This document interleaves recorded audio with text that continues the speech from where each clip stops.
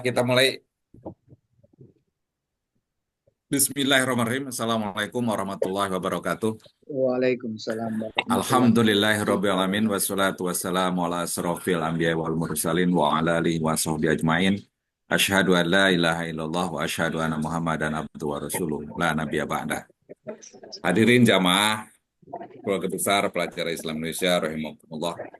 Alhamdulillah pada subuh kali ini atau pada pagi ini kita bisa hadir sama-sama dalam rangka pengajian ya, dalam rangka pengajian subuh yang insya Allah sudah kita lakukan secara reguler, rutin setiap Jumat pagi.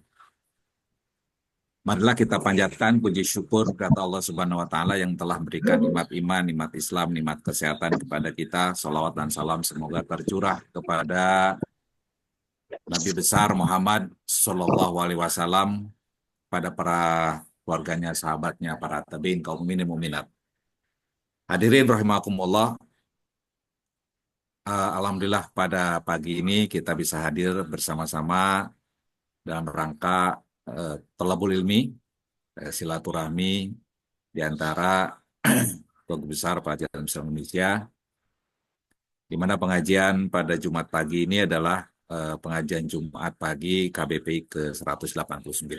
Alhamdulillah tengah kita telah hadir Ustadz Hadi Nur Rahadan, Ramadan, maaf, yang pernah juga sharing di forum ini. Alhamdulillah selamat pagi.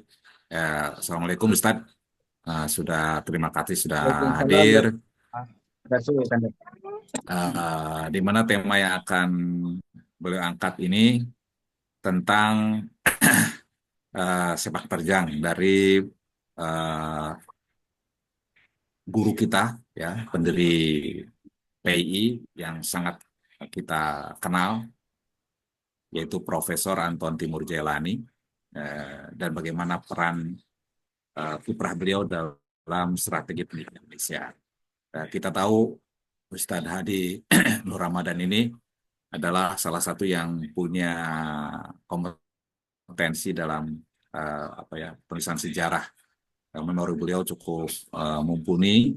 Ya, kita akan dengarkan bagaimana perspektif atau kajian mungkin ya beliau terhadap Prof. Anton Timur Jailani. Ini sangat berkepentingan. Tadi saya khusus sampaikan ke Ketua Umum PBPI, juga kepada para pengurus, ya. Baru ingat tadi, subuh. Nah, ini saya bilang tema yang harus teman-teman PBPI juga simak, ya. Jadi saya minta mereka men-share di grupnya PBPI. Baik, untuk mengawali kegiatan pengajian ini, marilah kita buka dengan membaca basmalah bersama-sama. Bismillahirrahmanirrahim. Untuk selanjutnya, saya persilakan kepada Bapak Ustadz Nur Ramadan. Waktu sudah uh, tersedia sampai 6.45, nanti 15 menit terakhir kita dialog atau diskusi. Kalau berkenan bisa lebih dari jam 6. Baik, dipersilakan Bapak Ustadz Hadi Nur Ramadan untuk menyampaikan paparannya. Baik, bismillahirrahmanirrahim. Assalamualaikum warahmatullahi wabarakatuh. Alhamdulillah, alhamdulillah rahman alamal Quran, halaqal insan alamahul bayan, asyhadu an la ilaha illallah wahdahu la syarikalah, asyhadu anna Muhammadan abduhu wa rasuluh, alladzi la nabiyya ba'da amma ba'du. Yang saya hormati moderator Kanda Asep Effendi, ya, hafizahullah, dan semua para Kanda, para Yunda, keluarga besar pelajar Islam Indonesia di seluruh tanah air yang sama-sama mengharap ridha Allah. Alhamdulillah subuh hari ini Allah kita dipertemukan oleh Allah dalam mujahadah, kesungguhan kita terus merawat pewarisan para tokoh-tokoh muassis keluarga besar Islam Indonesia. Sebelum dimulai, saya ingin mengutip seorang ulama besar dari Al-Azhar Kairo Mesir, Profesor Dr. Syekh Mutawalli Sya'rawi. Kata Syekh Mutawalli Sya'rawi, isi kitab Al-Quran, Al-Quranul Karim itu ada 3. Yang pertama, isi Al-Quran itu isinya tentang akidah, tauhid, perjuangan, keteguhan. Dan yang kedua, isi Al-Quran itu isinya tentang syariah. Dan yang ketiga, isi Al-Quran itu isi tentang sejarah. Makanya seorang ulama tabi'in, Hasan Al-Basri rahimahullah mengatakan, jikalau malaikat adalah penjaga bumi, ya, maka ahli hadis, ya, sejarawan adalah penjaga. Jikalau malaikat adalah penjaga langit, kata Hasan Al-Basri, ulama tabi'in, maka ahli hadis adalah penjaga bumi. Makanya kata Abu Hasan Ali An-Nadwi, seorang ulama dari India, Lucknow, kata beliau, orang yang selalu mempelajari sejarah Iya, dulu kan menandakan dulu dia kan orang nggak cuma gitu males, dulu kan ya pernah nggak pernah jualan moven. gitu. Ya Tapi Tapi orang ya yang tidak pernah orang yang selalu membaca sejarah, kata Abu Hasan Al-Adi An-Nadwi, ini sahabatnya Pak Natsir, beliau pakar sirah, pakar hadis dari India, Lucknow, Deoban. Orang yang selalu mempelajari sejarah menandakan dia orang males. Tetapi orang yang tidak pernah membaca sejarah, ya, menandakan dia orang bodoh. Makanya kata Kiai Haji Wahid Hashim, bapaknya Gus Dur, ya, membaca sejarah penting, tapi menjadi aktor sejarah jauh lebih penting. Ya, makanya kenapa Al-Quran itu, ya, kalau kita baca Al-Quran, Allah selalu menginformasikan kepada kita kisah-kisah masa lampau. Dan luar biasanya, amazingnya, Quran itu bukan hanya bicara tentang kisah Nabi Muhammad SAW, padahal kita ini adalah umatnya Nabi Muhammad. Ya, jarak kita dengan Al-Quran itu 1480 tahun lebih. Tapi kenapa Al-Quran itu merekam kisah umat-umat Nabi sebelumnya? Al-Quran mengajarkan kepada kita bagaimana apa yang kita baca dengan sejarah, ya, itulah harus diakhiri dengan kalimat afala yatafakkarun, afala yatazakkarun, ya ulil albab, ya ulil absor. Makanya sejarah itu untuk menjadi ibroh. Bedanya orang beriman, ya, bedanya orang beriman dengan orang yang tidak beriman. Orang beriman menjadikan sejarah itu menjadi ibroh. Kalau kita baca kamus Lisanul Arab Ibnu Manzur, ibroh itu berasal dari bahasa Arab, artinya abaroh, jembatan. Jadi orang yang tidak pernah mempelajari sejarah masa lampau, dia tidak pernah mengetahui tentang kondisi masa depan. Itulah pentingnya, urgensinya kita Kanda Asep dan para Kanda Yunda untuk mempelajari sejarah hari ini. Oleh karena itu kata Prof. Nakib Alatas, apa sih yang abadi itu? Apa sih yang abadi? Yang abadi itu yang sejarah, yaitu sejarah.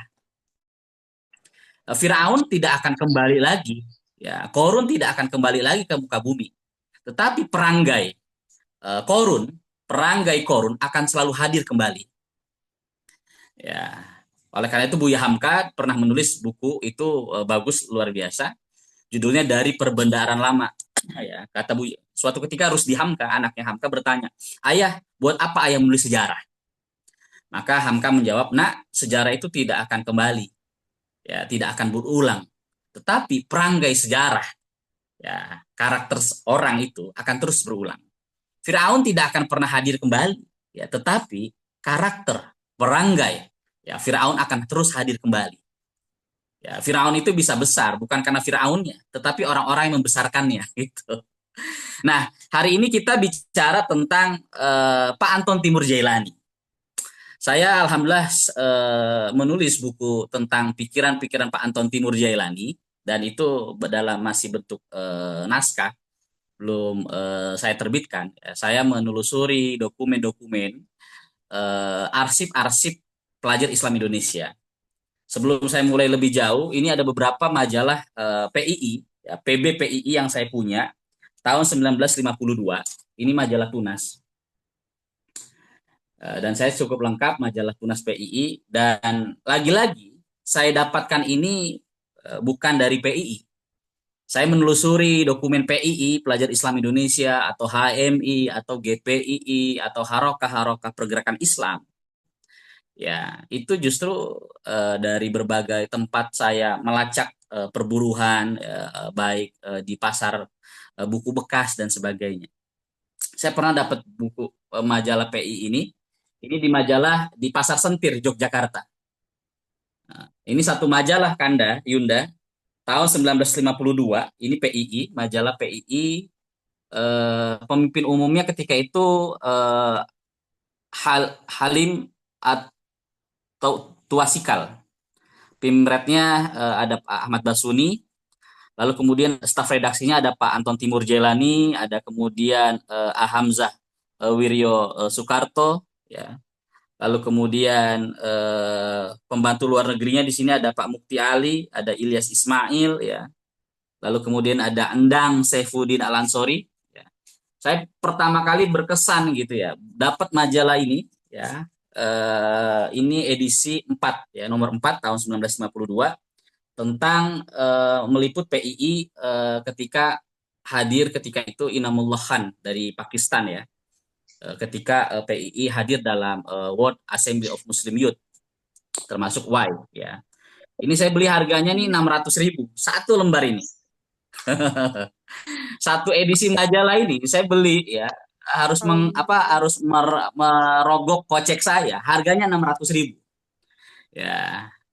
Lalu kemudian saya dapat majalah HMI, ya, ini tahun 59 ya, HMI ya, termasuk juga dokumen GPI ya. Ini terakhir saya beli harganya 1 juta, 1.300.000 ya. Bagi saya sebagai seorang, katakanlah sebagai seorang historian ya, data itu penting. Kita tidak akan bisa menafsirkan gerakan ini lebih jauh. Kita tidak akan bisa menafsirkan kekuatan energi pelajar Islam Indonesia jauh ke depan ya, kalau kita tidak mempunyai kekuatan data. Itulah yang dikatakan oleh Pak Natsir dalam buku Alam Jejak dan Perjuangan Prawoto Mangkusasmito yang ditulis oleh almarhum Pak Saleh Umar Bayasud atau Pak S.U. Bayasud. Pak Natsir memberikan kata pengantar, kelemahan umat Islam adalah dalam hal pendokumentasian. Sehingga kata Pak Natsir, kita selalu mengulang ya, sejarah itu dari awal. Ya, kelemahan umat ini kata Pak Natsir, ya, salah satunya adalah dalam pendokumentasian. Ormas-ormas Islam, gerakan-gerakan Islam itu sangat lemah dalam dokumentasi. Termasuk PII. Ya, kalau kita datang ke Menteng 58, ya itu perpustakaan PII itu hancur, Pak. Ya, ini saya kira Kanda Asep ya, Kanda Yunda yang saya hormati ya. Saya ingin mengajak ya, yuk sama-sama kita buat perpustakaan besar ya, arsip semua karya-karya intelektual pelajar Islam Indonesia. Mulai dari Pak Jusdi Gozali, Pak Timur Jelani, Pak Endang Saifuddin Al-Ansori, ya itu ada gitu. Kita ini punya toko PI ini termasuk karya-karya terakhir, katakanlah karya dari Pak Yusuf Kalla dan sebagainya. Kita ini punya khazanah, ya, toko-toko kita ini intelektual luar biasa. Toko-toko PI bukan hanya terjebak dalam rutinitas pergerakan, aktivisme, tapi mereka terus melahirkan aktivitas intelektualitas yang hari ini hilang di kalangan PII. Ya, banyak para aktivis PI itu ya banyak kegiatan keorganisasian, tapi ketika dalam karya ya mereka tidak ada jejak digitalnya. Saya terinspirasi Kanda Asep ya ketika saya membaca tesisnya Pak Anton Timur Jailani. Itulah kenapa beliau kemudian melanjutkan kuliah di McGill di Montreal, Kanada tahun 50-an ya. Tesis beliau itu kan tentang gerakan Sarekat Islam. Saya pernah ketemu Pak Anton Timur di rumahnya di Jalan Keramat itu ya, nggak jauh dari kantor Dewan Dakwah. Saya tanya, apa yang melatar belakangi Bapak menulis riset tentang Sarekat Islam? Ya, kata Pak Timur ketika itu dua hal. Yang pertama, belum ada karya ilmiah yang secara khusus menulis tentang Sarekat Islam. Ya, dan Sarekat Islam ini banyak ditulis oleh orang-orang luar. Ya, oleh misalkan Akira Nagazumi, seorang peneliti Indonesianis asal Jepang. Ya, beliau menulis bangkitnya nasionalisme Indonesia, yang itu salah satunya Sarekat Islam. Ya, lalu kemudian ada juga Mitsuo Nakamura ya dari Jepang. Beliau menulis tentang Muhammadiyah di Kota Gede, tapi juga beliau menulis tentang Sarekat Islam ya sedikit. Ya, jadi itulah kata Pak Nasir, kelemahan kita umat ini adalah dalam pendokumentasian, sehingga kita memulai sejarah ini selalu dari nol. Ya, yang pertama. Yang kedua kata Pak Nasir, ya, mengapa kita perlu membangun kekuatan narasi sejarah agar kita menjadi generasi yang patah tumbuh hilang berganti. Ya, oleh karena itu kata Pak Nasir, jangan sampai penghayatan kita terhadap sejarah Islam di Indonesia itu lemah. Mengapa? Karena kita tidak punya data. Sehingga kita membaca sejarah Islam harus melalui pintu, ya, pintunya orang-orang orientalis. Ya, ini kan sangat sedih gitu ya. Jadi orientalis itu istilahnya Kanda Asep, dalam istilah orang Betawi, apa yang dia punya, ya, apa yang kita punya dia punya, ya kan? Apa yang dia punya kita kagak punya. Ya. Kenapa orientalis itu melakukan gerakan penelitian tentang Islam? Ya, karena mereka tahu yang mereka hadapi umat Islam ini adalah agama kekuatannya itu ilmu. Ya, Islam itu kekuatannya ilmu. Makanya kata seorang Francis Bacon, seorang orientalis, beliau mengatakan knowledge is power. Ilmu itu adalah kekuatan. Buat apa? Untuk melanggengkan kolonialisme. Itulah yang saya kira kita kenapa perlu mengkaji sejarah ya. Dan saya kira setiap kita mengadakan acara harba, saya selalu mengatakan, setiap kita mengadakan acara harba, pelajar Islam Indonesia, ya, sangat lemah pewarisan nilai perjuangan kita daripada gerakan kiri. Saya melakukan riset tentang gerakan kiri ya, tahun 1948 sampai 1965 sampai pasca reformasi gitu ya. Bagaimana mereka antara mentor ya dan junior itu tidak terputus. Ya. Sehingga mereka datang gitu ya. Nah, kita ini ya anak-anak PI itu datang ke toko, ke Kanda, ke Yunda itu bukan hasrat dari dorongan intelektualitas. Ya, kadang datang itu kalau ada keluarga besar PI yang sudah jadi orang kaya, ya baru didatangi gitu. Tapi kalau orang-orang PI yang jadi ulama itu jarang didatangi, ya kan? Nah ini kan kita terputus ya, value nilai kita. Apa yang dibangun oleh Pak Jusdi Gozali, beliau backgroundnya kan beliau pendidik madrasah mualimin, lalu bersama Pak Anton Timur Jelani itu sebenarnya itu untuk mendekatkan ya pelajar-pelajar dari kalangan pendidikan Belanda ya yang dulu terinspirasi dari PI itu didirikan terinspirasi dari Jong Islamic Ten Bond dan SIS Studi Islamic Study Club yang didirikan oleh JIP oleh Syamsur Rija, lalu kemudian didirikan SIS itu oleh Pak Rasidi, oleh Pak Prawoto, untuk menjembatani para intelektual, sarjana-sarjana, anak-anak sekolah didikan Belanda, aktivis Islam, untuk dekat belajar lagi pada ulama. Itu masih benar TPI. Ya, makanya Pak Ibrahim Zarkasi, ya itu saya pernah mendapatkan dokumen Kanda Asep Effendi, tulisan Pak Ibrahim Zarkasi itu Masya Allah di majalah Tunas. Jadi kata Pak Ibrahim Zarkasi, ya ketika beliau datang ke Gontor, ya ketika beliau datang ke Gontor untuk meyakinkan agar santri-santri Gontor ini bisa ikut dalam training pelajar Islam Indonesia, ya Pak Zarkasi mengatakan, ya mudah-mudahan dari PI ini, ya, Pak Kiai Haji Imam Zarkasi menasihati para kader-kader PII ketika itu di hadapan Pak Ibrahim Zarkasi, mudah-mudahan dengan adanya PI ini menjadi generasi ya tafakufiddin, ulama intelektual yang berjiwa pejuang. Ya, jadi Kanda Yunda ya kenapa Pak Timur kemudian menulis tesisnya tentang Syarikat Islam ya. Dan itu kemudian tesisnya diterbitkan oleh LP3ES ya, sudah ada. Dan saya baca buku-buku beliau ya, termasuk tulisan-tulisan beliau ya. Terakhir tulisan biografi beliau sempat ditulis ya oleh Pak Kanda, Pak Natsir Zubaidi ya dan tim ya. Itu saya kira menjadi awal ya untuk menggali histografi ya pemikiran tokoh-tokoh pelajar Islam Indonesia yang saya kira kekayaan kita ini sangat luar biasa. Ya, saya Kanda Pak Ahmad, Kanda Effendi dan semuanya, saya punya cita-cita besar.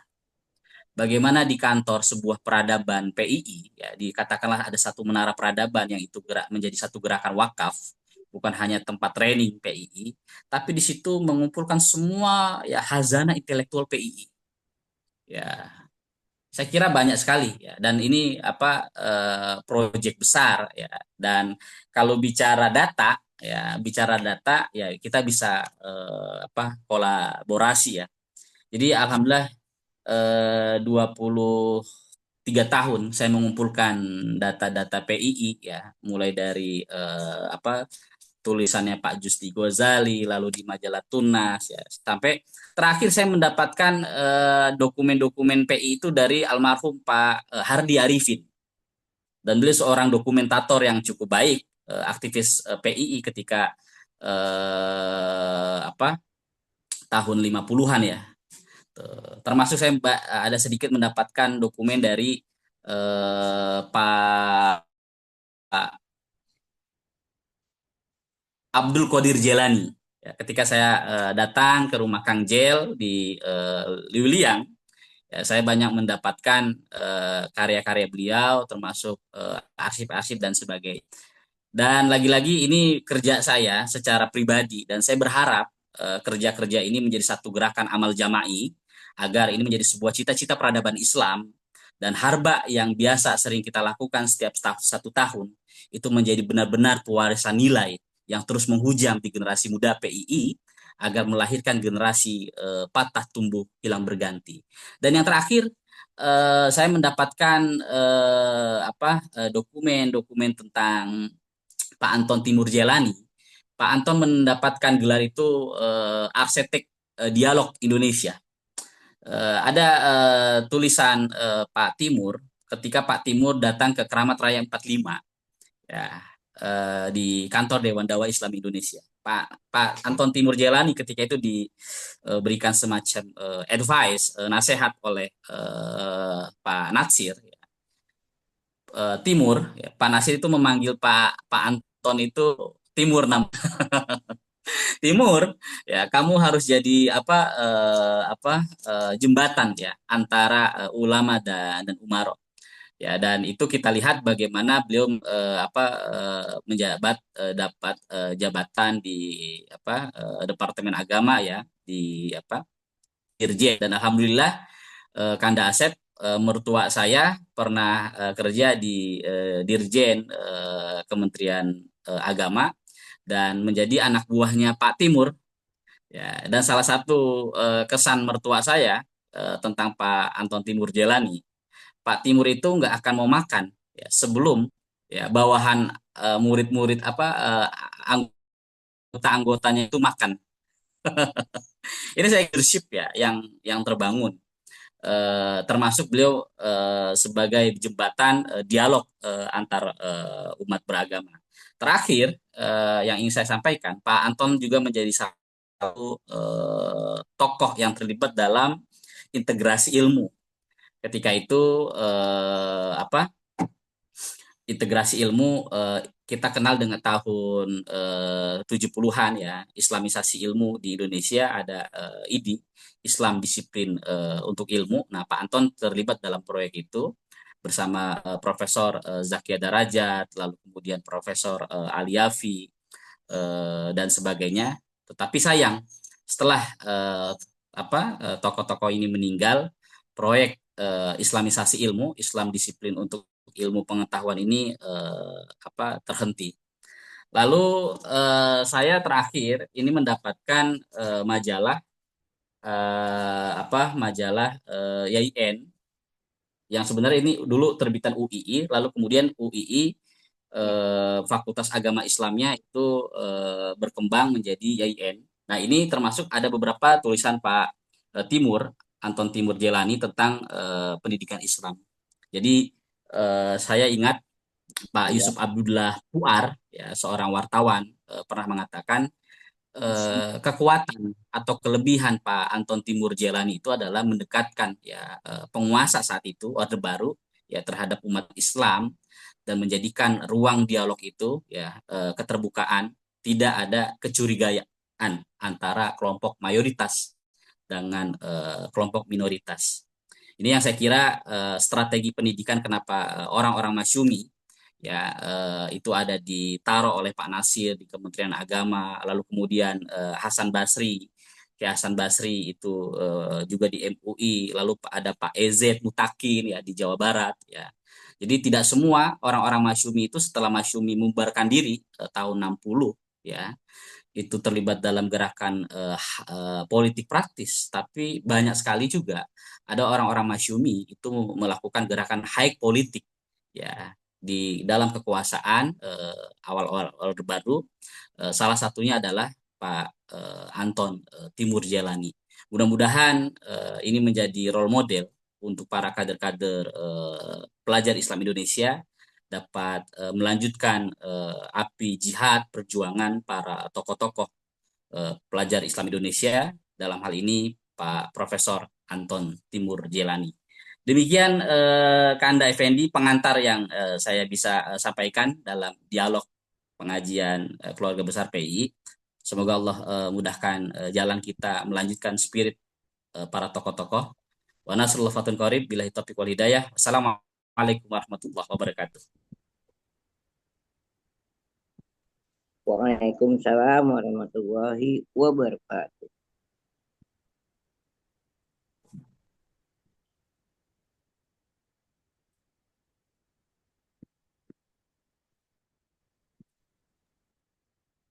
Pak Asep itu di mute ininya mic-nya, unmute. Oh ya, oke. Udah langsung sesi diskusi. Ya, saya pengen lebih banyak discuss ini Kanda. Oh, oke, baik. Maaf tadi di sedikit terputus. Baik, tadi Ustadz Hadi memantik diskusi ya dengan beberapa apa ya semacam uh, uh, fact finding ya, temuan-temuan gitu. Sebagai historian menemukan beberapa fakta-fakta yang mungkin kita belum, bisa jadi sebagian dari kita sudah paham, tapi bisa juga sebagian dari kita belum memahami atau belum mengetahui. Nah, ini satu satu kajian awal yang menarik saya kira. Tadi dokumen yang sedang beliau susun masih dalam bentuk naskah, mungkin suatu saat akan menjadi sebuah buku ya. Baik, Kanda Yuda, mungkin dari Kanda Yuda ada yang bertanya atau memberikan respon. Saya persilahkan. Bentar, saya lihat. Sudah ada? Bung Helmi kayaknya Bung Helmi. Apa tadi Bung Helmi? Mana? Saya lihat dulu. Oh, Helmi? Banu. Bentar, saya lihat di sini. Pak Jahrawi sudah angkat tangan. Oh, Pak Zahrawi. Terus siapa lagi? Baru Pak Zahrawi ya? Saya Ustadz. Siapa? Bu Neneng. Bu Neneng. Oke. Silakan Pak Zahrawi, kemudian Bu Neneng. Iya, Assalamualaikum warahmatullahi wabarakatuh. Waalaikumsalam warahmatullahi wabarakatuh. Alhamdulillah, usai Ramadan baru dimulai sekarang untuk pengajian Jumat pagi. Moga-moga dengan bimbingan dan ridho Allah nanti memberikan manfaat maslahat untuk hidup kita bersama. Amin. Kalau kita bicara strategi pendidikan ini yang nampaknya belum secara lebih luas terpahamkan. Ini Allah telah memberikan sistem pendidikan ilahiyah pada kita, yaitu sholat. Sholat. Ini strategi pendidikan yang luar biasa menurut saya. Karena dengan sholat itu, bacaan-bacaan yang difahami, ini akan memberikan inspirasi dan juga memberikan kekuatan, energi kepada hidup kita. Nah, oleh karena itu bagaimana kalau nanti kita bersama ini memberdayakan sholat. Karena ternyata sekarang banyak orang yang sholatnya itu sholat lupa, sholat ngantuk, sholat bahkan sholat mati. Maksud saya tidak memahamkan dirinya atas bacaan-bacaan dalam sholat. Ini satu masalah serius yang sekarang perlu kita gelurakan agar nanti dengan sholat ini menjadi opsi solusi dalam hidup kita bersama.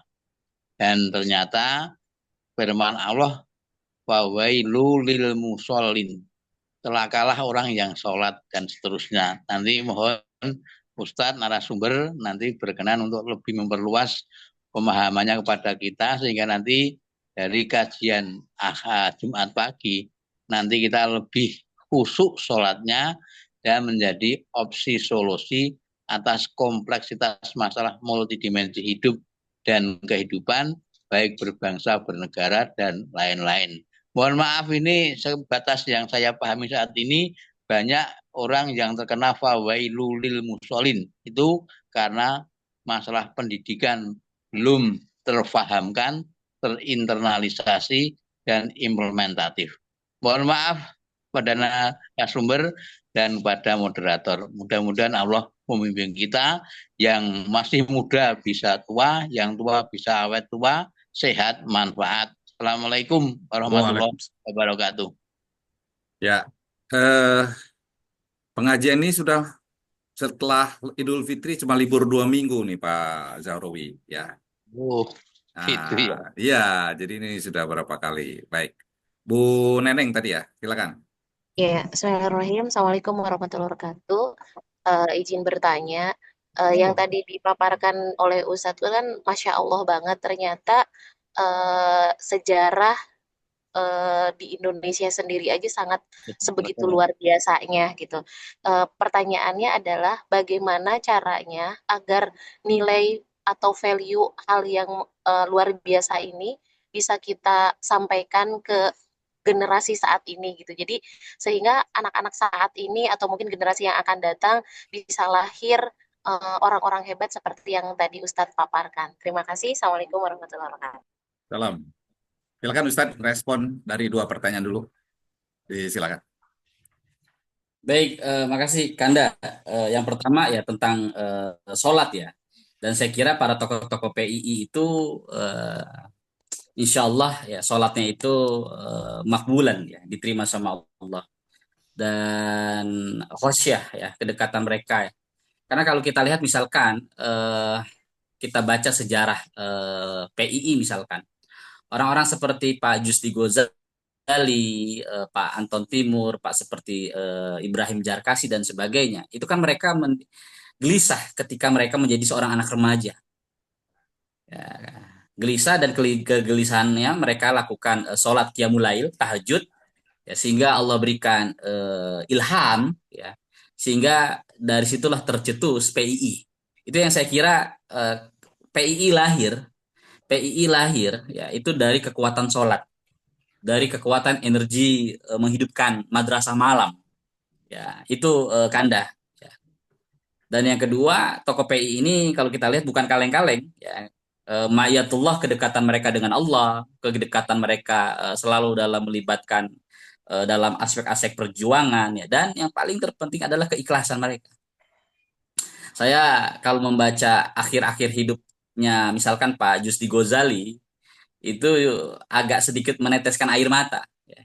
Justru di tengah hiruk pikuk aspek keduniaan ya, beliau justru menarik ya keduniaan dan tetap mengajar.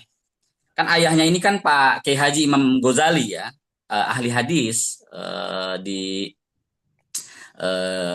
pesantren Jawa itu, sampai Pak Kiai Jusdi Ghazali ini masih mengajar. Beliau mengajar tafsir, mengajar hadis ya.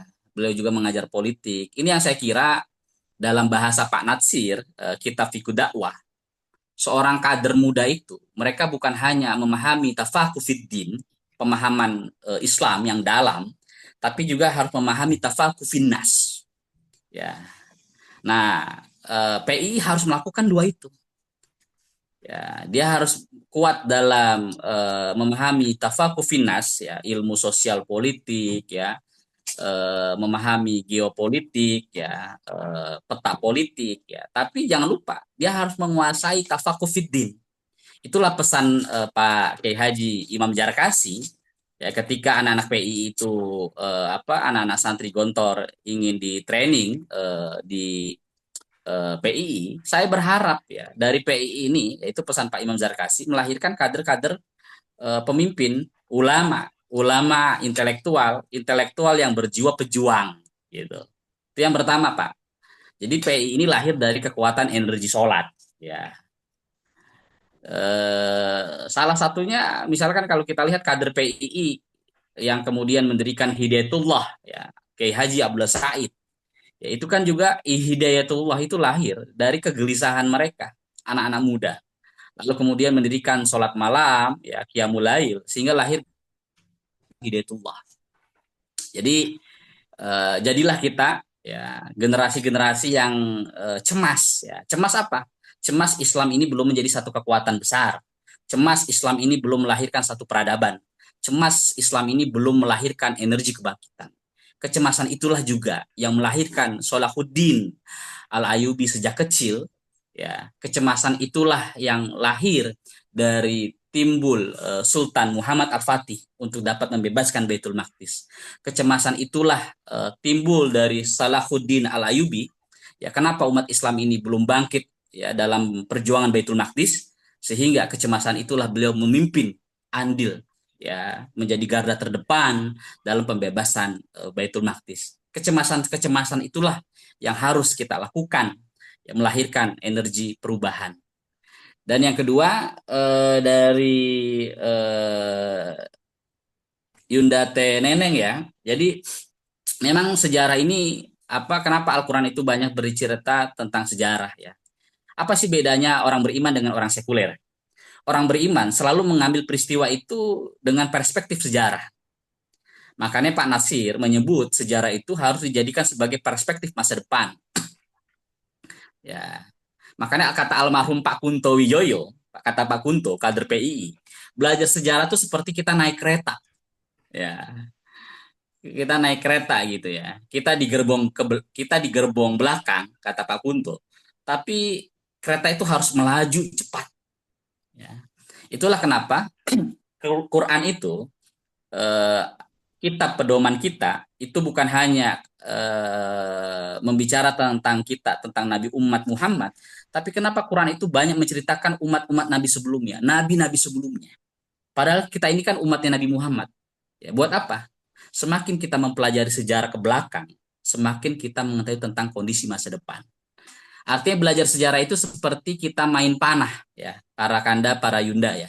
Semakin kita menarik busur panah jauh ke belakang, ketika kita melepas busur panah itu, maka akan semakin jauh melaju ke depan. Ya, itulah kenapa kekuatan yang ada di PII, ya, saya kira, ya, di organisasi komunitas pemuda, ya, yang saya kira menjadi kekuatan di PII. Kenapa PII melahirkan kader-kader yang militan, ya, karena, ya, salah satu materi itu adalah materinya SPUI, Sejarah Perjuangan Umat Islam Indonesia.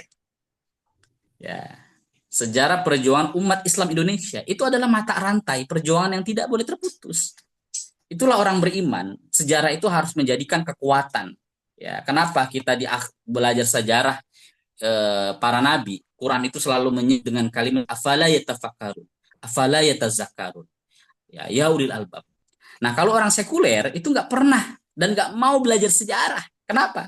Ya, karena kata Harvey Chock dalam bukunya The Secular City, ya, sekuler itu, sekulerisme, itu berasal dari bahasa Yunani yang artinya sekulum. Sekulum itu artinya kekinian. Mengapa orang sekularisme tidak mau mempelajari sejarah? Karena mereka punya trauma dalam sejarah. Atau dalam bahasa Prof. Naqib Alatas, Prof. Naqib menyebut orang-orang Eropa, mereka tragedi dalam sejarah. Mereka punya tragedi dalam sejarah. Apa? Antara agama, dalam hal ini Kristen, ya, Lalu dengan negara dalam agama Kristen, kemudian negara ya itu bersatu, yang lahir dalam peristiwa inkuisisi ya, penyiksaan intelektual gereja yang bertentangan dengan ajaran Kristen. Mereka menyebutnya sebagai kaum heretics atau bid'ah ya kan. Itulah mereka mengapa tidak mau mempelajari sejarah. Sekularisme itu berasal dari bahasa Yunani yang artinya sekulum, kekinian. Mereka tidak pernah mempelajari ya masa lampau. Ya, itulah kenapa kita ya perintah akidah, perintah syariah ya itu selalu diawali dengan sejarah. Misalkan kita baca surah Al-Fatihah ya. Kita harus belajar kepada orang-orang terdahulu agar tidak menjadi generasi yang al-makdub, yaitu orang-orang Yahudi, orang-orang yang dimurkai oleh Allah, dan ad-dallin, ya, orang-orang yang sesat, ya. Begitu juga kenapa kita berpuasa perlu belajar kutiba alaikumusiyam, ya, kama kutiba alal ladzina min qablikum. Ya, telah diwajibkan atas kamu berpuasa sebagaimana orang-orang dahulu berpuasa. Ya, jadi kita belajar syariah, belajar kesolehan, perlu belajar ketangguhan kepada orang-orang terdahulu. Ya, itulah kenapa kata Hasan Al-Basri rahimahullah, ulama tabi'in, jikalau malaikat adalah penjaga langit, maka ahli hadis adalah penjaga bumi. Aflin Toffler mengatakan, ya, dalam satu bangsa, ini beliau adalah seorang sejarawan dan futurolog dari Inggris, kata Aflin Toffler, dalam satu bangsa itu ada 4 generasi. Yang pertama generasi yang perintis, ya, generasi tumbuh. Dan yang kedua generasi yang mekar. Yang ketiga generasi yang layu. Dan yang keempat generasi yang hancur. Mudah-mudahan ya, PII ya, setiap yang kita rayakan dalam Harba ya, Hari Kebangkitan Pelajar Islam Indonesia ya, setiap pada bulan Mei itu melahirkan energi-energi agar PII ini tidak layu. Ya. Lalu Ibnu Khaldun dalam kitabnya Al-Muqaddimah mengatakan, kata Ibnu Khaldun, generasi itu pertama ada generasi pejuang, generasi perintis sejarah. Yang kedua ada generasi pelanjut sejarah. Dan yang ketiga ada generasi penikmat sejarah. Dan yang keempat ada generasi penghancur sejarah. Ya, bagaimana kita mengajarkan sejarah kepada anak-anak kita? Ya, Profesor Mahmud Yunus itu mengatakan, ulama kata Mahmud Yunus, keberhasilan pendidikan itu ada 4. Yang pertama adanya maddah, adanya materi. Yang kedua adanya metode, ya, adanya tariqah. Yang ketiga adanya guru, dan yang keempat adanya spirit dari seorang guru. Ya, adanya maddah, materi, adanya tariqah, metode, adanya mudaris, guru, dan yang ketiga, yang keempat adalah ruhul mudaris, spirit ruhiyah seorang guru. Dan itulah kalau kita belajar dalam training-training PII, bagaimana PII itu kemudian membuat satu materi-materi training, lalu kemudian ada metode-metode training. Ya, tapi jangan lupa metode training, materi training, ya itu tidak akan kita dapatkan kecuali dengan seorang guru yang punya mental pejuang. Ya, tapi kalau itu, ya kalau tidak ada itu, saya kira ya jangan harap melahirkan generasi PII yang tangguh.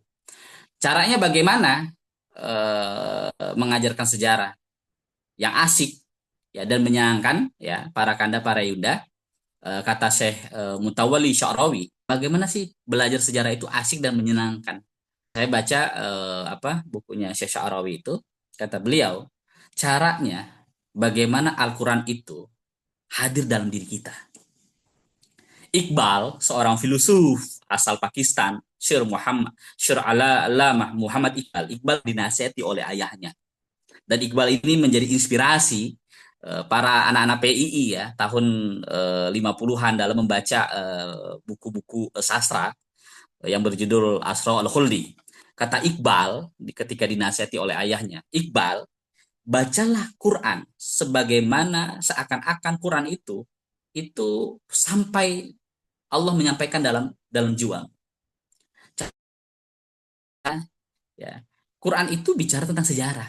Maka ketika kita bicara sejarah, sebagaimana Allah mendidik kita, ya makanya saya punya program, metodenya adalah bagaimana sejarah itu punya program kita mentadaburi sejarah dengan program melancong sejarah, lalu kemudian mengkisahkan anak-anak kita dengan kisah-kisah sejarah ya, yang saya kira itu banyak sekarang metodenya, banyak sekarang materinya, tinggal bagaimana kekuatan ya penyampai nilai sejarah itu yang terus mengalir. Karena ilmu itu dalam Islam bukan hanya transfer of knowledge ya, bukan hanya menyampaikan ilmu, tapi juga menyampaikan ruhiyah.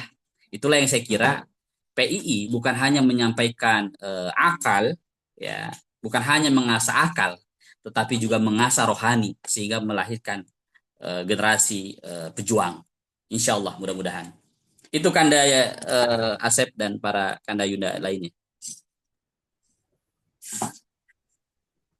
Baik, untuk sementara Kopilot berfungsi. Makasih Ustadz Hadi. Sebelum dilanjutkan, mungkin sebetulnya saya ingin menyampaikan satu sharing ya dan pertanyaan, tapi ada chat yang menugaskan saya untuk sementara menggantikan Pak Asep ya. Baik, Kanda Yunda, Bapak Ibu sekalian, sebelum berlanjut, di saya ini ada buku Ustadz Hadi ya, ini yang terbit tahun 52, tepatnya 15 Mei tahun 1952. Jadi buku ini sudah 76 tahun ya, sampai hari ini, dan hari ini adalah tanggal 16. Jadi kemarin ulang tahunnya buku saya ini ya. Judulnya Risalah Gerakan Pemuda. Ya, di sini banyak kiprah Pak Anton Timur Jailani. Beliau mewakili Front Pemuda Islam Indonesia di Simla, India, dan beberapa kegiatan-kegiatan yang beliau ikuti dan beliau menjabat di situ. Nah, sebelum saya menyampaikan, mempersilakan kepada Jumiyah ya, karena saya sebenarnya ingin menyampaikan sesuatu. Saya kebetulan alhamdulillah beberapa kali jumpa dengan almarhum Pak Anton Timur Jailani ya. Beliau ini memang dari segi keturunan memang beliau tidak punya anak ya. Jadi anak biologis dia ada anak angkat, anak biologisnya insya Allah kita semua ini. Dalam suatu pertemuan saya dan teman-teman ketemu dengan Pak Anton Timur Jailani setelah acara Muktamar GPI di Surabaya. Nah, ya ini sedikit kronologis dulu. Jadi ketika itu GPI itu kan akan kembali menjadi GPI hasil Mukernas GPI di Putih. Akan tapi ketika di Surabaya tidak jadi itu menjadi GPI. Maka waktu itu terpilihlah Sueb sebagai ketua umum GPI. Setelah itu teman-teman yang tidak puas dengan keputusan Muktamar GPI Surabaya mendirikan GPII. Ya, jadi setelah itu pelantikan GPII dihadiri oleh Pak Anton Timur Jailani. Ya, jadi beliau tidak mendapatkan informasi yang lengkap dan hadirlah Pak Anton dengan menyerahkan petaka GPII kepada pengurus GPI yang baru pada tahun itu. Nah, setelah itu juga maka GPI hasil Muktamar Surabaya juga dilantik dan berkunjung ke rumah Pak Anton Timur Jailani. Nah, ketika Pak Anton Timur Jailani mendengar cerita tentang kronologis adanya GPI dan GPII kembali, beliau mengeluh, Masya Allah, sambil megang kepala beliau, Anwar selamat, ya, Anwar selamat. Nah, Anwar, maksudnya Pak Anwar Haryono ya, pada waktu itu kan sudah tidak ada ketika itu. Maksudnya apa yang tersirat bahwa Pak Anton Timur Jailani menemukan satu kondisi dalam tanda petik perpecahan antara GPI dan GPI menjadi dua. Nah, jadi beliau sangat prihatin pada satu. Nah, artinya alhamdulillah sekarang GPI dan GPI menjadikan satu muktamar bersama yang menjadikan kembali ke GPI. Saya kira itu satu hal. Nah, soal Pak Anton Timur Jailani ini nanti mungkin Pak Ustadz Hadi bisa juga ini kalau berminat nanti mungkin kita copy ya buku ini banyak risalah pemuda nih terbit tahun 52 ya, sehingga cukup tua ya. Nah, soal dokumentasi ini saya dulu tuh banyak tuh saat majalah-majalah PBPI ya dan lain-lain. Nah, tapi maklum lah kita ini kan belum aware dengan sejarah. Nah, kalau udah banyak ya dikiloin biasalah gitu ya. Nah, jadi itu. Baik, itu sekilas tentang informasi dengan Pak Anton yang banyak kiprah dalam dunia pendidikan dan pergerakan Indonesia ya. Ini di chat ini ada beberapa hal yang mungkin yang perlu direspon. Saya kira saya pilih saja yang ini ada dari Bu Ratnawarni ya. Ini saya kira ini coba bisa bagaimana memotivasi generasi muda agar tertarik untuk mempelajari sejarah. Ini Bu Ratnawarni dan saya kira itu dulu mungkin Ustadz nanti satu-satu kita bacakan yang ada di chat. Silakan Ustadz. Ya, makasih Kanda Gurunda Pak Ahmad ya. Jadi saya mengajak Kanda Ahmad, Kanda Asep dan semuanya di forum ini ya. Bagi para Kanda, para Yunda yang mempunyai dokumen, arsip dan sebagainya, bisa menghibahkan ke Yayasan Pusat Dokumentasi Islam Indonesia Tamadun. Ini adalah sebuah yayasan pengkajian penelitian yang bergerak dalam bidang sejarah, dokumen-dokumen sejarah yang saya dirikan, bisa menghibahkan atau mewakafkan ya. Karena tadi saya kira banyak bapak-bapak kita ini menyimpan ya. Ya, karena bagi orang-orang tertentu ya yang namanya arsip, yang namanya dokumen itu ya barang yang nggak berguna, ya barang yang nggak berguna, bahkan sampah gitu ya, ya bahkan dikiloin gitu. Nah kalau saya enggak ya. Karena bagi seorang historian, bagi seorang pengkaji sejarah ya, kekuatan itu kita tidak bisa menafsir sejarah kalau kita tidak punya data sejarah. Nah, data sejarah ini juga harus hidup ya, harus kita bunyikan gitu ya. Itu Kanda. Jadi kalau kita punya kekuatan sejarah, saya yakin akan melahirkan generasi yang militan ya. Kenapa Al-Quran itu banyak melahirkan orang-orang hebat ya di zaman Rasulullah SAW ya? Karena Quran itu ketika turun di Mekah ya itu bicara tentang peristiwanya itu tentang kekuatan tauhid, tentang kekuatan alam semesta ya, Allah sebagai Maha Pencipta ya, Allah sebagai Rabbul Alamin ya kan. Lalu kemudian fase Madinah itu kan yang sifatnya taklifiyah ya, bicara tentang nilai-nilai hukum ya. Jadi kekuatan itu akan kita dapatkan sejauh mana asupan kita terhadap sejarah. Makanya kata Hamka ya, kata Buya Hamka, kita tidak akan pernah menjadi orang besar ya, jikalau selama hidup tidak pernah membaca sejarah orang-orang besar. Makanya Quran itu banyak cerita tentang orang-orang besar. Ya, orang besar itu adalah orang yang tidak pernah memikirkan urusan orang lain. Justru orang besar itu ya adalah orang yang selalu berpikiran tentang program, tentang kerja. Itulah yang saya kira dimiliki Allah anugerahkan ya kepada asabiqunal awalun ya, para tokoh-tokoh PII ya. Kegelisahan mereka itu bukan kegelisahan mereka nggak bisa kerja. Kegelisahan mereka itu bukan kemudian mereka belum makan ya. Kegelisahan mereka itu ketika ada gap antara pelajar ya yang background pendidikan Belanda dengan anak-anak pesantren di pondok pesantren. Sehingga mereka berdoa, bermunajat kepada Allah ya di malam hari sehingga Allah berikan ilham. Itulah saya kira. Karena tidak ujuk-ujuk mereka diberikan Allah ilham kalau mereka tidak punya ada rekam jejak ya, ide, gagasan ya dan asupan bacaan-bacaan yang besar dalam mereka. Misalkan kalau kita baca misalkan biografinya Pak Jusdi Gozali, ya, di situ diceritakan ya sejak SMP beliau itu sudah mengajar. Jadi Pak Jusdi Gozali itu sejak SMP kalau dulu bukan SMP ya sejak di pondok itu sanawiyah beliau sudah mengajar ya, dan mengajarnya itu ya anak-anak santri ya anak-anak. Jadi itulah kenapa PII didirikan itu untuk kan salah satu melahirkan tenaga muda yang berkebudayaan Islam. Kita ini salah satu PII didirikan itu untuk membangun kebudayaan Islam. Dan kebudayaan Islam itu tidak akan lahir tanpa kekuatan literasi yang kuat. Dan literasi yang kuat itulah yang melahirkan energi besar untuk membangun sebuah peradaban besar, yaitu peradaban gemilang, peradaban Islam. Itu Kanda.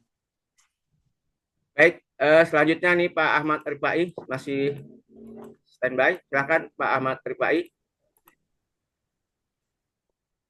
Ya, Pak Ahmad Rifai silakan. Halo, Pak Ahmad Rifai masih monitor? Monitor. Ya, silakan. Ya, Kang Asep. Assalamualaikum warahmatullahi wabarakatuh. Untuk narasumber juga demikian. Begini, melihat perkembangan PII saat ini, baru beberapa hari yang lalu kami ikut hadir dalam musyawarah wilayah PII Jawa Timur di Kabupaten Lumajang yang dari 38 kabupaten kota itu ternyata definitif PII yang eksis itu 11 daerah, sedangkan 4 daerah itu dalam persiapan. Jadi dari situ kemunduran yang ada. Kebetulan kami sendiri adalah salah seorang pengurus wilayah dari koordinator wilayah Tapal Kuda yang kami kesulitan untuk mencari sumber-sumber PII lama sekitar tahun 70-an, tahun 60-an itu untuk Kabupaten Bondowoso, Situbondo, Kabupaten Probolinggo itu Masya Allah ya susahnya setengah mati. Yang eksis di daerah Tapal Kuda itu baru Banyuwangi, Jember, Lumajang. Sedangkan 4 kabupaten kota itu kosong. Jadi Kabupaten Probolinggo, Kota Probolinggo, kemudian Kabupaten Situbondo, dan Kabupaten Bondowoso. Yang kami inginkan adalah bagaimana PBPI itu punya garis besar perjuangan yang untuk memasukkan semacam training itu lewat pendidikan formal. Entahlah apakah itu dinamai PI atau nama yang lain. Yang penting itu PI masuk di posisi itu. Kalau tidak, generasi Z sekarang ini itu susah untuk diberikan wacana kesejarahan. Memang masalah sejarah ini kayaknya ini sengaja diputus oleh pemegang kendali pemerintahan rupanya ya, sehingga pelajaran sejarah ini seperti orang yang dikucilkan yang jauh sekali dari keramaian khalayak. Untuk itu mohon KB-KB yang ada, terutama yang aktif di pengajian ini, dan mungkin ada juga aktivis dari PBPI yang masuk di dalamnya, merumuskan bagaimana caranya supaya kaderisasi PI itu mempunyai daya tarik yang begitu memikat kepada adik-adik generasi Z saat ini. Seperti itu Kang Asep yang bisa saya sampaikan untuk narasumber. Assalamualaikum warahmatullahi wabarakatuh. Assalamualaikum warahmatullahi wabarakatuh. Pak Rifai, pengurus KB apa pengurus PI? Pengurus KB. Soalnya tadi pengurus wilayah PI kan tadi, jadi saya perlu konfirmasi. Baik, ada lagi mungkin Kang Banu Widodo. Ada mau tadi disebut-sebut ada ya Pak Banu. Ya Kang Yana, silakan Kang Yana. Ya, mangga. Dari Pekanbaru. Assalamualaikum warahmatullahi wabarakatuh. Terima kasih Ustaz Hadi, pencerahan yang luar biasa sekali sebetulnya hari ini itu. Bagaimana kesejarahan PII, bagaimana perjalanan PII itu dibuat dan luar biasa begitu. Saya tertarik dengan pernyataan antum yang terakhir terkait dengan bagaimana bedanya kelompok kiri dengan PII. Gitu. Ketika kader PII datang ke abang-abangnya, ke kakak-kakaknya, itu tidak ada pewarisan sejarah. Ini menarik sekali. Saya melihat bahwa memang itu kelemahan kita, gitu. Bahwa PII lebih banyak bernostalgia, begana, begini, begono, segala macam lah begitu. Nah ini ya barangkali harus kita hindarkan sekarang ini. bagaimana setiap kali pertemuan, setiap kali ada perbincangan dengan adik-adik PI, ada pewarisan nilai-nilai perjuangan yang selama ini barangkali tidak terungkap. Apa yang dikatakan oleh teman kita dari Jawa Timur barusan, itu kan menyedihkan. Bahwa daerah-daerah di mana PII yang 38 kabupaten ternyata yang ada hadir hanya 11 kabupaten, di beberapa tempat kehilangan keluarga besar, ini kan sedih gitu. Sedih kita. Tapi bagaimanapun, saya ingin Ustadz Hadi membahas kembali bagaimana sebetulnya perbedaan kawan-kawan kiri kita dengan kita saat ini, yang memang jauh menurut saya. Terima kasih. Assalamualaikum warahmatullahi wabarakatuh. Baik, Kang Ena. Lanjut, Pak Naufal. Silakan Pak Naufal. Pak Naufal, monitor. Silakan, mumpung ada waktu ini. Silakan Pak Naufal. Kalau gitu Pak Julfi Syukur, silakan. Ustadz Kiai Julfi Syukur dulu deh kalau gitu. Ya, Assalamualaikum warahmatullahi wabarakatuh. Waalaikumsalam warahmatullahi wabarakatuh. Ya, tadi tentang diangkat oleh Saudara Hadi tentang sejarah perjuangan umat Islam itu menarik ya. Maka itu barangkali PI sudah atau telah dimulai untuk merangkai sejarah perjuangan PI sejak tahun 48, tahun 49, tahun 48 ya. Jadi ada hal-hal yang penting yang kita ingin sampaikan. Gerakan P itu yang dengan para tokoh-tokoh, para kader-kader militannya, yang mungkin akan dimasukkan dalam catatan sejarah, termasuk bagaimana P itu sebagai garda terdepan ketika HMI akan dibubarkan. Begitu juga tentang azas tunggal Pancasila, kan justru PI yang tidak menerima azas tunggal Pancasila itu, dan dia akhirnya dibekukan kalau tidak salah kan, tapi tidak dibubarkan kan. Dia ya sangat intens diskusi dengan Allah yang Pak Nasir waktu itu tentang azas tunggal itu. Jadi P itu memang agak beda. Mungkin juga termasuk karena P ini adalah gerakan yang sudah sejak basic training kita kader, anak-anak kita, adik-adik kita ini, saudara-saudara DPI ini, dia juga insya Allah dia eksis, artinya respon terhadap perkembangan kritikan-kritikan atau masalah problem keumatan di dalam negeri maupun luar negeri. Termasuk gerakan KAPI kami, itu semua kan saya merasa yakin banyak unsur PI lah. Di samping anak-anak PI ini dia aktif di pelajar Islam Indonesia, tapi dia juga aktif di kampus, di Dewan Mahasiswa dan di senat-senat mahasiswa. Jadi barangkali banyak sejarah yang akan diungkap oleh PI kalau ini kita bikin buku yang betul-betul strategis untuk sebagai bahan pengingat generasi yang akan datang. Mumpung para tokoh PI ini masih memegang jabatan ya, ada yang di pemerintahan, kita bisa mintakan untuk serius menangani masalah sejarah perjuangan umat Islam, termasuk perjuangan PI ini.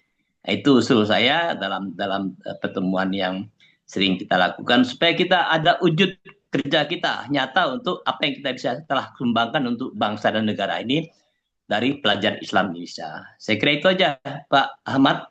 Ada Anda Hadi. Assalamualaikum warahmatullahi wabarakatuh. Assalamualaikum warahmatullahi wabarakatuh. Pak Noval masih monitor? Halo Pak Noval yang sudah resen dari tadi nih. Baik, kalau tidak ada silakan Ustadz Hadi. Ini juga sudah jam 7.04 Pak Ustadz Hadi, silakan direspon yang sudah menyampaikan pendapatnya. Baik, makasih Kanda. Jadi yang pertama, saya juga pernah melakukan satu penelitian di masyarakat Muslim urban ya, generasi hijrah ya, di kota besar di Surabaya, Jogja, lalu kemudian Jakarta ya, termasuk Bandung ya. Jadi misalkan anak-anak komunitas misalkan di Al Azhar, Youth Islamic Study Club, lalu kemudian ada anak Rizka, remaja Islam Sunda Kelapa, ya itu ada beberapa saya bikin survei, mereka nggak tahu PII, Pelajar Islam Indonesia. Ya, jangankan PII ya, Pak Nasir aja nggak tahu gitu ya. Jadi ini kita perlu melakukan energi besar untuk melahirkan sejarah. Ya. Memang membaca sejarah itu penting, tapi menjadi aktor sejarah itu jauh lebih penting.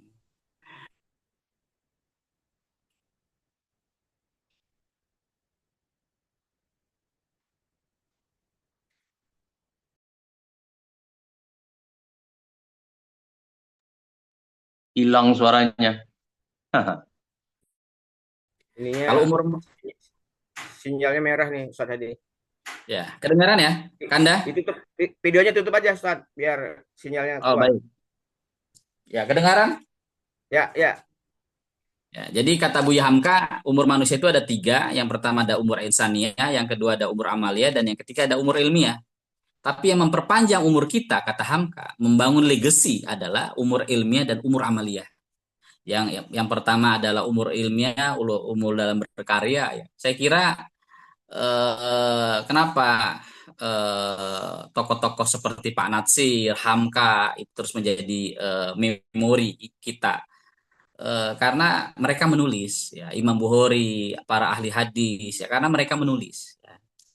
Saya nggak bisa membayangkan Kanda Ahmad, ya Kanda dan yang lainnya ya, seorang misalkan Abdul Qadir Jailani, Kang Jel, itu di tengah keterbatasan gerak karena di penjara ya zaman saat itu orde lama ya oleh orde baru juga gitu ya. Beliau menghasilkan karya. Ada 37 buku yang beliau hasilkan. Itu kan Masya Allah, luar biasa. Ya, itu seperti Abdul Qadir Jalani. Lalu juga ada Endang Saifuddin Al-Ansori. Dan yang ketiga adalah umur amaliyah, ya. Umur dalam membangun legacy, ya. Jadi itu yang saya kira kita bagaimana torikoh metode PI ini penting dalam training basic, intermediate, advance ya itu tetap ya. Tapi perlu juga metode-metode yang kekinian ya dalam merangkul gerakan hijrah masyarakat urban ya anak-anak muda di kota-kota besar.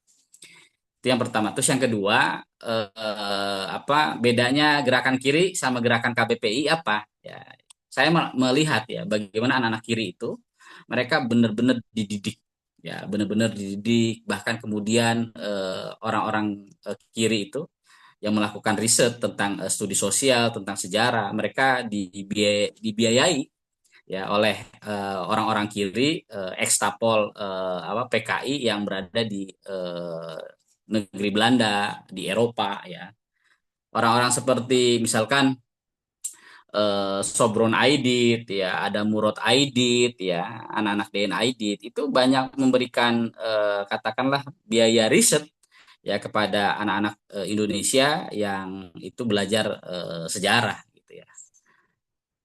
Ya jadi misalkan saya kira sekarang kayak KBPI kan ada lembaga lajisnya ya lajisku ya lembaga amil zakat infak sedekah.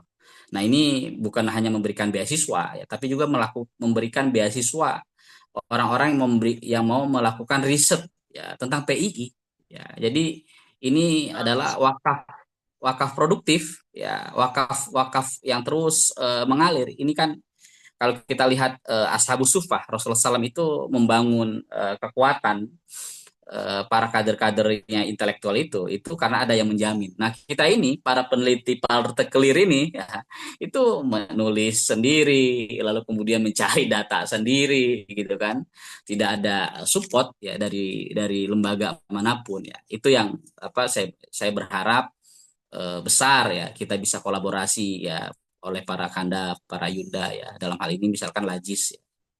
Dan yang ketiga ada istilah peribahasa Arab hikmatul kibar, wahamatus syabab. Dari orang tua kita belajar pengalaman dan dari anak muda kita belajar keberanian.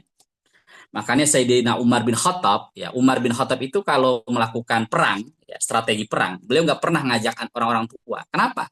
Karena orang tua itu yang selalu ada di benaknya ya itu selalu adalah pengalaman ya pengalaman ya cerita ya pengalaman itu ya bisa berhasil bisa juga nggak berhasil gitu Makanya kenapa Umar itu selalu ngundang anak-anak muda ya, karena kata Umar bin Khattab, akalnya anak muda itu tajam daripada orang tua. Ya, para kanda pernah mengalami tentu ya masa-masa muda ya, bagaimana kekuatan akal para kanda ya, keberanian para kanda, para yuda ya dalam melakukan proses ya perjuangan pendidikan dan dakwah melalui wadah PII ya. Jadi itulah kenapa saya kira kita perlu membangun militansi ini, dan militansi ini tidak akan dekat ya kalau tidak ada ruh. Makanya kata Malik bin Nabi, seorang intelektual Al-Jazair, kata Malik bin Nabi, ya bangkit jatuhnya satu peradaban itu ketika peradaban itu meninggalkan ruh. Ya, peradaban apapun ketika meninggalkan ruh, ya rohani, itu akan hancur. Ya, jangan sampai ada anak PII tapi nggak sholat ya. Tadi kata apa kanda yang pertama ya. Jadi jangan sampai anak PII tapi sholat subuhnya kesiangan gitu. Justru PII itu lahir menjadi energi besar ya yang dilakukan oleh Pak Jusdi Gozali dan sebagainya. Mereka lahir dari ketika mereka melakukan istikharah, melakukan qiyamul lail, munajat kepada Allah di waktu 1/2 dan 1/3 malam. Ya, ma'ayatullah, kekuatan mereka terhadap madrasah malam, sehingga mereka melahirkan kekuatan energi besar dalam membangun kebangkitan pelajar Islam di Indonesia. Tanpa itu saya kira sehebat apapun lembaga besar, tanpa ruh dia akan hancur. Ya, jadi ini saya kira perlu ya kita pewarisan nilai tadi yang disampaikan oleh Buya Zulfi. Ini Masya Allah ya, makasih Buya ya nasihatnya untuk terus ya melakukan pewarisan nilai ini dengan buku dan sebagainya. Jadi itulah yang dilakukan oleh para tokoh-tokoh kiri. Mereka menulis memuar, mereka menulis catatan. Ya, mengapa mereka melakukan sejarah? Karena mereka punya istilah dalam itu, filsafat mereka adalah dialektika sejarah, pertentangan kelas. Ya, bagaimana dialektika sejarah ini ya menjadikan ujung tombak ya untuk melawan ya kekuatan kapitalisme. Nah, kalau kita kan tidak, kita membangun sejarah ini untuk menjadi aktor sejarah filar ya pemakmur di muka bumi. Itu demikian yang saya bisa sampaikan Kanda Ahmad, Kanda Asep dan para Kanda Yunda di seluruh tanah air. Ya, mudah-mudahan kita diberikan kekuatan oleh Allah, dan saya mohon doanya mudah-mudahan riset-riset yang saya lakukan ini selalu terus berjalan lancar, dan alhamdulillah kami sudah mengumpulkan semua karya-karya ulama Nusantara, ulama-ulama Indonesia itu berjumlah 2.671 di Rumah Sejarah Indonesia. Mohon doanya, kami sedang merintis pesantren sejarah Indonesia, PSI ya, bukan Partai Solidaritas ya, Kanda. Pesantren sejarah Indonesia ya, bagaimana menghidupkan ya kekuatan anak-anak muda itu dengan sejarah ya, bagaimana sejarah ini menjadikan perspektif ya untuk membangun masa depan. Demikian yang saya bisa sampaikan, kurangnya kedoifan sebagai manusia, dan mohon dimaafkan. Taqabbalallahu minna wa minkum. Wa nasrul fatun qarib billahi taufiq wal hidayah. Assalamualaikum warahmatullahi wabarakatuh. Waalaikumsalam warahmatullahi wabarakatuh. Terima kasih Ustaz Hadi yang sudah menyampaikan paparannya. Semoga ini bermanfaat, menjadi inspirasi buat kita semua dan spirit untuk ke depan dalam membina generasi muda dan membina keluarga kita. Semoga apa yang diciptakan Ustaz Hadi segera terkabul dan terrealisir. Bapak dan Ibu sekalian, mohon maaf ini yang di chat-chat yang belum bisa disampaikan dalam forum ini. Mudah-mudahan ini menjadi satu spirit juga ya untuk tetap berkiprah dalam pengajian Jumat pagi Jumiah. Baik, Pak Asep sudah kembali? Ya, baik, kalau memang ini kita langsung saja kita akhiri pengajian pagi Jumat pagi kita ini dengan baca hamdalah. Alhamdulillahirabbil subhanakallahumma wa bihamdika asyhadu an la ilaha illa anta astaghfiruka wa atubu ilaik. Billahi taufiq wal hidayah. Wassalamualaikum warahmatullahi wabarakatuh. Assalamualaikum warahmatullahi wabarakatuh. Terima kasih semuanya. Haji Diding sehat. Ini posisi di mana aja, Diding? Kang Ahmad, Assalamualaikum. Salam. Ini mohon sambung doa. Bapak ayahnya saudari Dian Anggreni dulu pernah jadi pengurus Pertemuannya PB. Mas Imam.